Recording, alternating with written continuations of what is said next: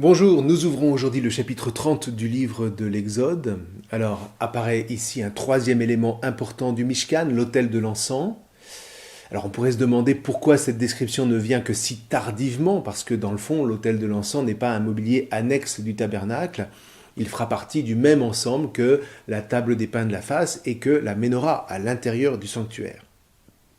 Certes, mais qualitativement, ça n'est pas le premier autel. La primauté revient à l'autel des sacrifices, à l'extérieur du tabernacle, toujours dans l'enceinte, dont il fallait parler en premier. Pour le dire rapidement, l'autel de l'encens prend le relais à l'intérieur du tabernacle des sacrifices qui ont eu lieu à l'extérieur. Et c'est là qu'on voit que le texte est composé quand même très intelligemment. Nous, en tant que rationnels, comme on dit, on aurait décrit les ensembles les uns après les autres. D'abord le Saint des Saints avec l'arche, et puis le mobilier du tabernacle, la menorah, la table des pains, l'autel de l'encens, et puis ensuite le mobilier extérieur avec l'autel des sacrifices et les bassins de bronze qu'on va voir dans un instant. Oui, mais non. Parce qu'on n'est justement pas en train de faire un inventaire administratif. En réalité, on ne peut pas parler de l'autel de l'encens avant l'autel des sacrifices parce que ça pourrait laisser penser que l'autel de l'encens serait premier, ce qui ne saurait pas être le cas. Pourquoi ? Bien parce qu'on sait que ce genre d'autel était très répandu dans le Moyen-Orient, notamment en Égypte, et plus ou moins associé à des rites magiques. Donc, on ne pouvait pas laisser croire que le culte de Moïse allait retomber dans ce genre de pratique. Dit autrement, l'autel de l'encens à l'intérieur du Mishkan, encore une fois, est en lien direct, intrinsèque, indissociable avec l'autel des sacrifices qui, lui, est à l'extérieur, tout en restant dans l'enceinte, encore une fois. L'autel de l'encens, beaucoup plus petit, est attaché à la combustion des parfums qui suit les sacrifices de l'autel extérieur, de sorte que la fumée de l'encens devient la représentation à l'intérieur du tabernacle du sacrifice qui a été offert, lui, à l'extérieur. Mais il offre une fumée embaumée. Et c'est ce lien entre les deux autels qui fait qu'on va parler du sacrifice de l'encens qui représente comme l'essence spirituelle du sacrifice du grand autel. Encore une fois, les deux sont liés, il ne saurait y avoir de sacrifice spirituel, c'est-à-dire l'encens, sans les sacrifices animaux ou végétaux, et puis inversement, le sacrifice extérieur serait vain sans celui de l'encens pour représenter ce sacrifice devant Hachem à l'intérieur du tabernacle. Et là, vous voyez, c'est vraiment nouveau. Que ce soit en Égypte ou en Mésopotamie à l'époque, les sacrifices extérieurs avaient valeur en eux-mêmes. On faisait fumer une partie animale ou végétale et puis ça suffisait. On ne voit nulle part ce relais, en quelque sorte, par un sacrifice de parfum. Et puis d'autre part, il y avait des sacrifices d'encens, mais là encore, on ne voit nulle part qu'ils aient été offerts en lien avec des sacrifices animaux ou végétaux. Or, le propre du culte de Moïse va précisément être d'associer intrinsèquement les deux, raison pour laquelle les fils d'Israël ne pourront pas offrir de sacrifices ailleurs que dans l'enceinte du Mishkan et plus tard ailleurs que dans l'enceinte du temple de Jérusalem, faute précisément de pouvoir relayer ces sacrifices par celui de l'encens offert devant Hachem. C'est un petit peu ce qu'on disait déjà de la table des pains de la face à l'intérieur du Mishkan qui représentait, rappelez-vous, toutes les tables d'Israël devant Hachem, comme si ce Mishkan était le lieu d'une concentration de toutes les énergies spirituelles d'Israël. Or, voyez, en vous parlant de ça, je ne fais rien d'autre que débaucher ce que sera plus tard la compréhension chrétienne des sacrements. Pourquoi ? Eh bien, tout simplement parce que c'est le même genre de lien qui unit chaque Eucharistie au sacrifice du Christ sur la croix. Raison pour laquelle, d'ailleurs, on fait fumer de l'encens pendant les Eucharisties.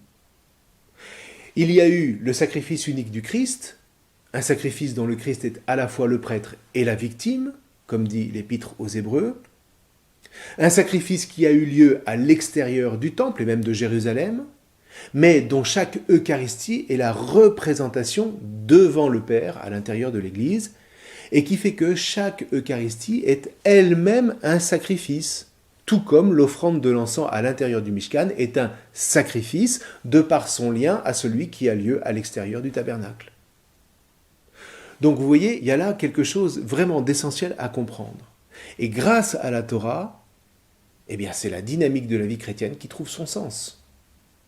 Pourquoi y a-t-il des sacrements ? Eh bien la réponse se trouve là, dans le culte de Moïse, en train de se mettre en place sous l'inspiration de Hachem. J'espère vraiment que vous percevez l'importance phénoménale de la figure de Moïse, qui est vraiment trop ignorée des chrétiens. Vous voyez, c'est aussi une manière de comprendre l'adage de Saint Jérôme. Ignorer les Écritures, c'est ignorer le Christ. Et c'est tout autant ignorer les fondements de la pratique de l'Église qui se reçoit entièrement de Moïse par le Christ. C'est aussi une manière de comprendre ce que Jésus disait, pas un iode de la Torah ne disparaîtra. C'est en Matthieu 5 au verset 18. Eh bien, ce passage d'Exode 30 nous offre un exemple parmi les plus flagrants de la manière dont l'Ancien Testament se positionne comme la racine incontournable du Nouveau. Alors, d'un point de vue pratique, nous dit-on, l'autel de l'encens fait environ 45 cm de surface sur 90 cm de haut, toujours avec une corne à chaque angle. Il est en bois de chittim, recouvert de feuilles d'or, et comme tout le reste, eh bien, il est censé être transportable par les barres qu'on va enfiler dans les anneaux qui lui sont attachés. Il est placé dans le Mishkan juste en vis-à-vis de l'arche d'alliance, juste devant le rideau qui sépare les deux pièces du Mishkan. Il est purifié chaque année avec du sang du sacrifice pour les péchés, ce qui l'associe charnellement au sacrifice extérieur. Et puis, le verset 10 de conclure les prescriptions concernant le mobilier qui fait la sainteté du tabernacle, ce sera un Kodesh Kodashim pour Hachem, littéralement ce sera un saint des saints pour Hachem. Dit autrement, l'essentiel est là, l'arche derrière le rideau, la menorah, la table des pains de la face de l'autre côté de ce même rideau, l'autel des sacrifices dans l'enceinte mais à l'extérieur, et sans oublier l'autel de l'encens qui ramène en quelque sorte les sacrifices extérieurs à l'intérieur du tabernacle, juste devant l'arche, pour les représenter devant Hachem. Le reste est second, ce qui ne veut pas dire accessoire. Et puis les versets 11 à 16 parlent alors d'un recensement. Hachem demande à Moïse de dénombrer les fils d'Israël, ce qui normalement est interdit. David fera un recensement, ce qui mettra Hachem dans une fureur terrible. Mais c'est parce que ce recensement sera pour la guerre. Alors que là, c'est un recensement pour le sanctuaire qui veut dénombrer tout simplement ses enfants. L'intention est différente, raison pour laquelle dit le verset 12, bien qu'il y ait recensement, il n'y aura pas de fléau punitif. Alors maintenant, comment faire ce recensement ? Eh bien, tout simplement par la contribution pécuniaire de ceux qui se sentent concernés par le rachat que célèbre le culte de Moïse. Souvenez-vous, Hachem, lors de la sortie d'Égypte, a racheté les fils d'Israël de l'esclavage. Eh bien, ce demi-cycle, ou ce demi-shekel, c'est le même mot, représente en soi une somme assez dérisoire, mais que chacun, justement, va pouvoir donner, riche ou pauvre. Mais surtout, ce demi-shekel devient la marque de ceux qui ont conscience d'être l'objet de ce rachat. Rachat qui est à la base de l'établissement du tabernacle, puisque les sacrifices n'ont de valeur que parce qu'ils entretiennent la conscience que les fils d'Israël ont d'être libérés. Cette conscience qu'ils ne doivent leur liberté qu'à ce moment fondateur de la sortie d'Égypte, par lequel Dieu les a rachetés à leurs esclavagistes. C'est un petit peu comme la quête du dimanche d'ailleurs.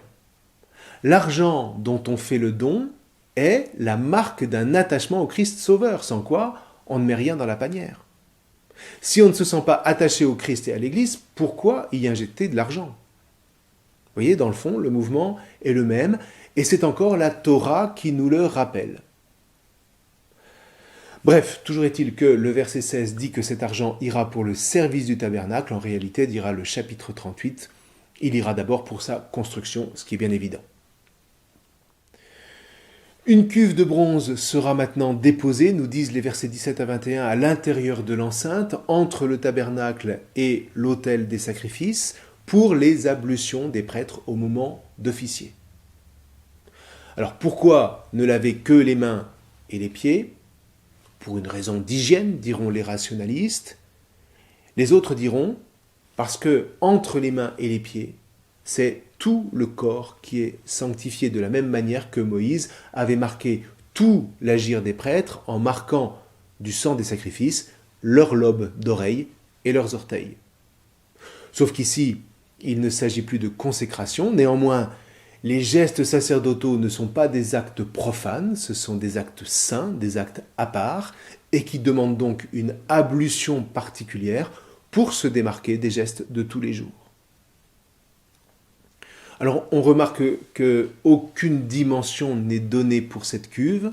Alors, plus tard, dans le temple de Salomon, elle mesurera 5 mètres de diamètre sur une hauteur de 2,50 mètres, mais bon, on imagine quand même mal transporter un tel ustensile dans le désert, et puis la quantité d'eau pour remplir 800 mètres cubes, encore une fois, est vraiment trop conséquente pour répondre à cette situation du désert. Alors sans doute, cette cuve devait-elle être de taille plus raisonnable. Quoi qu'il en soit, bien qu'elle en soit le préliminaire, indispensable, elle n'entre pas comme telle dans le service du culte proprement dit, ce qui explique qu'elle ne soit mentionnée que très tardivement dans toute cette description.